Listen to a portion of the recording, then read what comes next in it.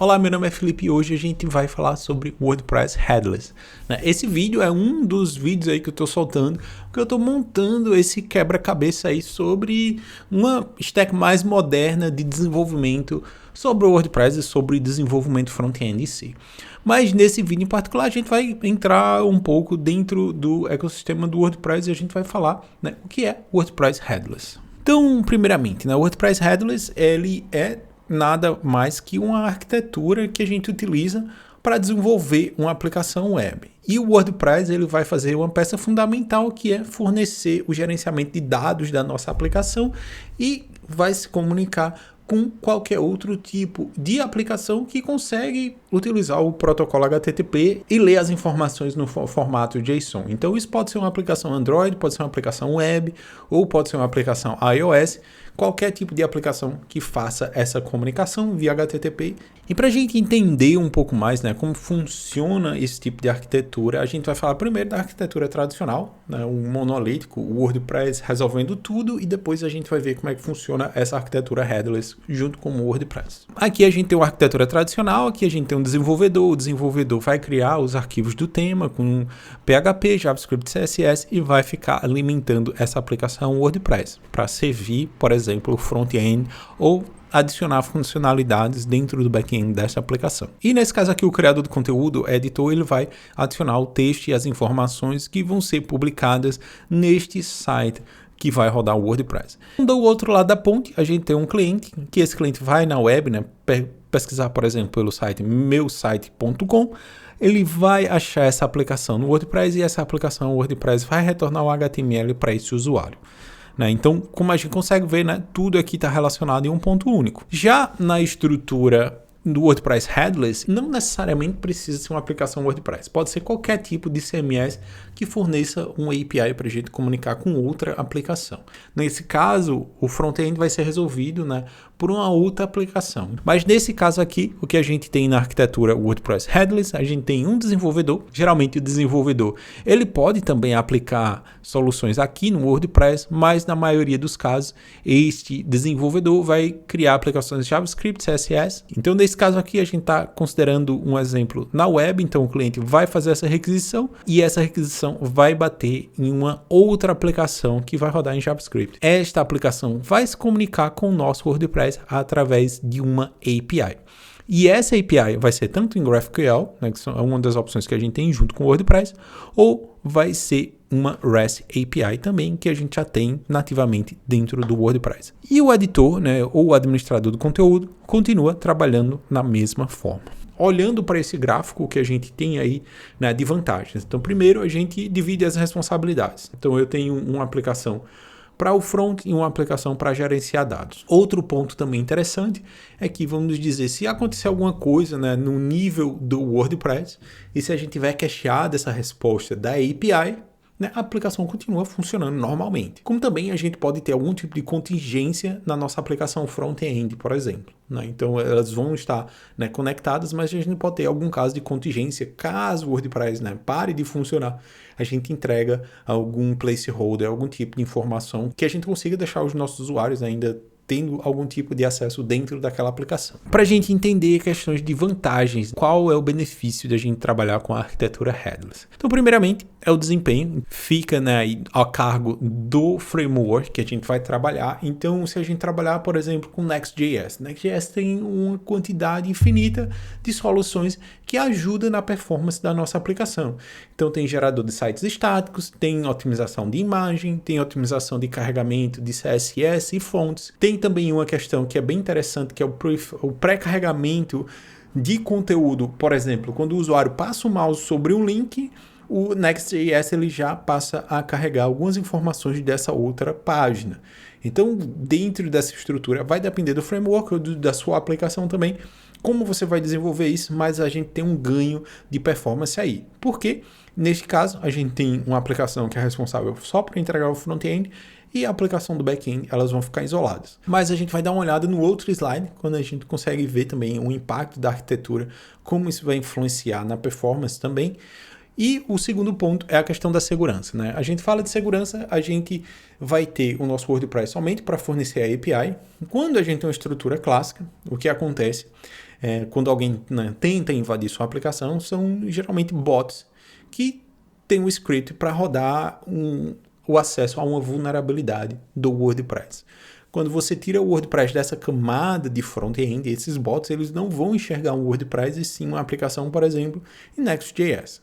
Então eles vão tentar acessar os arquivos e esses arquivos não vão estar dentro dessa pasta porque a nossa aplicação WordPress vai estar rodando em outro lugar, né, em uma estrutura diferente. Então quando ele bate aqui, ele não tem a estrutura, né, tradicional do WordPress, então meio que ele vai desistir dessa tentativa de invasão por script. Okay? E por fim a gente tem a questão do Write Once, Publish Everywhere. Nesse caso escreva uma vez e publique em qualquer lugar.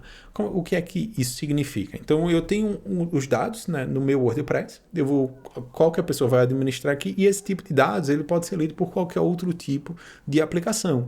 Então eu posso ter uma aplicação web lendo esses dados, eu posso ter uma aplicação nativa que vai ler esses dados e a fonte vai ser única. Então, uma vez que eu escrevo a informação aqui, qualquer tipo de aplicação pode ler essa informação. Então, eu não tenho uma descentralização da minha informação. Então, se eu atualizo uma informação, essa informação vai ser atualizada em todas as minhas outras aplicações. Então, a gente já falou aqui no canal sobre Jamstack. É um stack que a gente utiliza JavaScript, a gente tem uma API que vai se comunicar com essa aplicação JavaScript e, por fim, a gente tem uma linguagem de markup. Então, nos vídeos anteriores, a gente adicionou mais opções aqui dentro dessa camada de API. Mas a gente está falando de aplicações WordPress headless. Então aqui, basicamente, né, essa minha aplicação headless vai ficar responsável por esta camada de API. Então, antes da gente continuar, só um aviso. Eu consegui um promo code com a Cloudways, é o meu servidor, então é um servidor que eu já utilizo há mais de 5 anos. Se você quiser testar a Cloudways, tem esse promo code aí de 40% de desconto. Para você utilizar esse promo code, você vai acessar o link. Acessando esse link, você utiliza o promo code e você vai ter 40% de desconto em 4 meses. Então lá você pode criar N aplicações. É uma estrutura que roda na nuvem, então você quando entra no Cloudways, você pode escolher qual tipo de serviço nuvem que você quer usar, pode ser Amazon, qualquer ou DigitalOcean. Quando você faz a configuração, aí você cria, né, uma ou N aplicações e daí você vai pagando de acordo com o que você utiliza, ok? Então tá aí o link, se você quiser utilizar esse promo code, esse link é válido até 28 de novembro de 2022. Então, que API é essa, né? Com o WordPress a gente tem duas possibilidades. REST API, que já tem nativamente, né? No core do WordPress você consegue utilizar a REST API, já está disponível, né? Você não precisa instalar nada. A outra alternativa é a GraphQL ou a GraphQL. É uma API que a gente precisa instalar um plugin. O plugin que a gente trabalha, o mais famoso, é o WP GraphQL. E quando a gente instala ele, a gente tem acesso ao tipo de consulta. E eu vou mostrar mais para frente um exemplo da gente trabalhando com o plugin, qual é o tipo de informação que a gente tem com esse tipo de aplicação. Então, só para a gente entender, né, uma das vantagens da Headless. Eu posso ter um servidor, então vamos dizer, né, meu servidor está lá rodando na Cloudways e é um servidor que está na América do Norte. Mas eu posso ter na minha aplicação JavaScript rodando conectada com a CDN. Então posso ter, por exemplo, minha aplicação rodando no Cloudflare Pages. Eu já mostrei o Cloudflare Pages aqui, vou fazer outro vídeo também, né, a gente botando na prática isso, né, tendo minha aplicação no Cloudflare Pages, se comunicando com a aplicação Headless e a gente vai colocar isso tudo junto, beleza? Mas para não ficar muito longo, a gente vai jogar isso em outro vídeo. E outra vantagem também que eu posso ter essa resposta da minha API também rodando dentro da nossa CDN. Qual a vantagem disso? Né? Quando os meus usuários tentarem acessar a minha aplicação, eles vão bater no local mais próximo. A gente não vai ter esse delay, por exemplo, de ir até a minha aplicação, porque, por exemplo, a gente vai estar cacheado a resposta desse WordPress aqui nessa camada, eu também vou ter respostas cacheadas aqui. Então todo mundo que acessar a CDN vai ter uma resposta basicamente instantânea desse site. Então, só para a gente entender um pouco, né? GraphQL e REST API, a diferença entre esses dois pontos, né? Qual a diferença entre ter uma aplicação headless com GraphQL e ter uma aplicação headless com REST API? REST API ela vai funcionar com endpoints, então vai ser baseado em URLs e dentro dessas URLs eu posso requisitar, por exemplo, onde estão todos os posts, ou onde estão todos os autores, onde estão todas as categorias. Mas, por exemplo, eu quero fazer uma combinação. Todos os posts da categoria web do autor Felipe.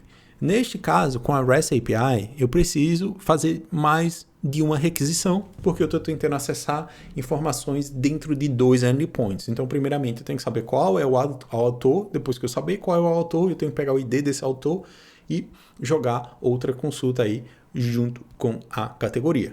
Então, essa já, como eu posso dizer, pode ser uma desvantagem da REST API. Do outro lado, a GraphQL, a sua desvantagem, eu preciso ter um plugin extra, mas do outro lado, se eu quiser fazer consultas mais sofisticadas, eu consigo fazer de uma vez só. Eu posso fazer uma query que faz, por exemplo, a consulta dos posts web do autor Felipe e ter essa informação em uma única requisição. A gente vai ver como é que essa linguagem funciona nos próximos slides. Mas esse é um exemplo bem básico aí entre essas duas funções. Uma vai trabalhar com a linguagem de marcação, a outra vai trabalhar com endpoints.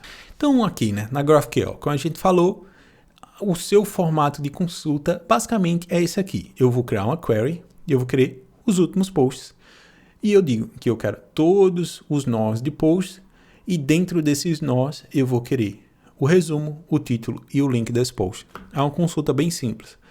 O resultado a gente vai ver mais para frente, ele vai nos dar, né, um formato JSON com esse tipo de consulta. Já na REST API, tudo vai funcionar em endpoints. Endpoints basicamente é uma requisição numa URL específica. Então aqui, para a gente ter noção de todas as rotas da REST API dentro do WordPress, eu vou digitar, por exemplo, meublog.com/wp-json/wp/v2 e lá eu tenho acesso às minhas rotas da minha REST API. Então agora, né, vamos agora à prática. Então, primeiramente, né, o endpoint que eu mencionei anteriormente. Aqui eu estou dentro do meu blog, eu digito dentro do meu blog wp-json/wp-v2 posts. Então, eu tenho acesso a todos os posts do meu blog. Então, aqui é uma rota em particular. Se eu for na raiz, simplesmente v2, eu vou ter informações da raiz do meu blog. Tá bem bonitinho aqui porque eu tenho uma extensão, né, do Chrome. A extensão é o JSON Viewer, então é essa extensão. Se eu desabilitar essa extensão, voltar na minha aplicação, carregar. Então esse é o formato em JSON que a gente recebe. Então, como a gente viu aqui, né, não fica tão bonitinho quando eu estava com a extensão, mas esse é o formato JSON real que a gente recebe. Outro ponto também de atenção é que com a REST API você não tem um filtro, né? Você vai receber informação que você não quer, né? Não tem como na GraphQL lá que eu quero simplesmente pegar o resumo, o título e o link do post. Nesse caso não, eu vou receber todas as informações do post, todas as informações do autor, mas claro que a gente consegue também adicionar aí parâmetros nessa consulta que vai simplificar um pouco o resultado desta consulta. Mas por padrão a gente vai receber tudo. Então aqui, por exemplo, se eu não tiver uma extensão e eu quiser ver o resultado de uma aplicação REST API, eu posso passar um endereço e eu posso salvar, né, essas consultas aqui, eu posso navegar sobre essa estrutura. Aqui eu não estou logado, mas eu poderia salvar e gravar essas rotas. Outro ponto importante aqui, eu vou só aumentar um pouco para a gente navegar. Essa é a raiz da minha aplicação. Por exemplo, aqui eu tenho um endpoint para blocos. Então, esse é um dos benefícios também do projeto Gutenberg, né? Que tudo fica exposto dentro da REST APIs. E o que acontece? A gente pode, né, fazer consultas em posts e eu posso até fazer consulta nos blocos daquele post em particular. E todo esse poder, né, toda essa capacidade só é possível por conta do projeto Gutenberg. Muitas vezes as pessoas falam, por que está fazendo esse projeto? Né? Tem muito mais coisa que está aí, né, na estrutura do WordPress que dá uma oportunidade de a gente ter uma implementação mais moderna, né? Se você tiver o controle disso, você consegue fazer esse tipo de implementação. Já na GraphQL, quando a gente instala o plugin, né, o WP GraphQL, a gente vai ter acesso a uma IDE. Então aqui está a mesma consulta que a gente fez anteriormente. Essa consulta, como eu mencionei, a gente vai acessar os posts e eu vou simplesmente pegar o resumo, o título e o link do meu post. Quando eu rodo essa consulta, né, aqui é só um teste, eu vou ter aqui o meu resultado. Claro, Felipe, eu vou decorar todo esse código. Não necessariamente você precisa decorar todo esse código. Tem uma funcionalidade que é o Query Composer e eu posso, dentro do Query Composer, adicionar qual o tipo de informação eu quero filtrar. Por exemplo, aqui eu tenho as opções, né, dentro do meu post. Se eu quiser carregar o autor daquele post, eu posso vir aqui, dentro do autor, e carregar first name. Então, eu estou lendo o primeiro nome do meu autor. Agora, se eu executar aquela informação, eu tenho agora o meu post, e dentro do meu post eu tenho o primeiro nome do autor. Então, como a gente viu, eu estou combinando aí consultas. Com o REST API a gente não tinha essa possibilidade. Beleza? Então agora, o que a gente vai fazer, né? Eu tenho esses dois endpoints aqui, eu vou simplesmente mostrar duas aplicações rodando. Lendo uma GraphQL e outra aplicação lendo uma REST API. Então, só para a gente exemplificar um pouco na capacidade da REST API. Por exemplo, eu posso ter duas aplicações aqui. Uma aplicação em React, em TypeScript, e outra aplicação utilizando Lite, uma aplicação focada em Web Components. As duas aplicações estão indo lá no meu blog, acessando o meu blog e fazendo a requisição na REST API. Então, quando eu bato na REST API aqui, só vou aumentar. Então, essa aplicação em particular, eu estou chamando as informações do meu blog e estou listando dentro de um componente que é chamado post. E esse componente chamado post, ele simplesmente mostra o título e o conteúdo do meu site. Então, aqui, o que eu vou fazer agora, eu vou rodar essa aplicação.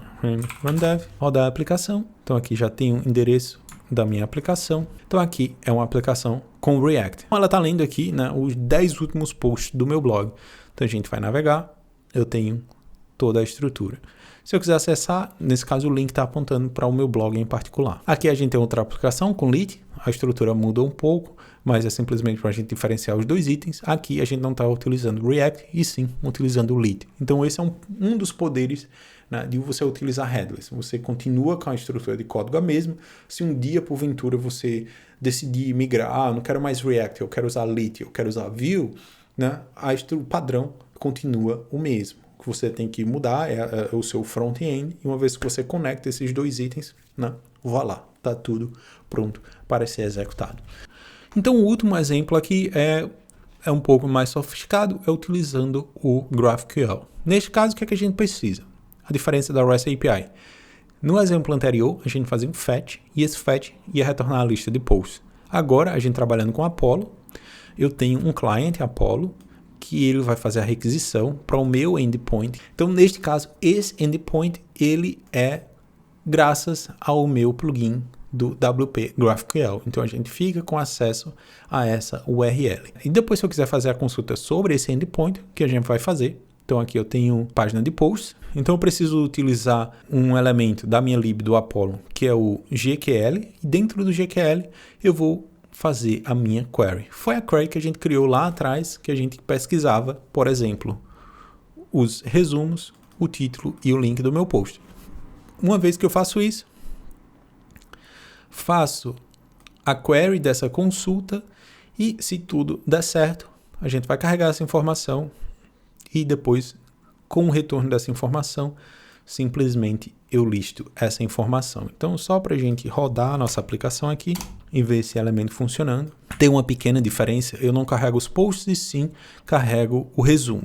Então, agora a gente tem o título e o resumo dos meus posts. A diferença aqui, por exemplo, se eu quisesse exibir o nome do autor, eu simplesmente fazia a inclusão da nova query que a gente criou lá, consultando agora também o nome do autor e incluiria na minha aplicação front-end. Então ficou um pouco longo esse vídeo, mas a ideia era que a gente juntasse todas essas peças, ok? Então, mostrei por alto a aplicação.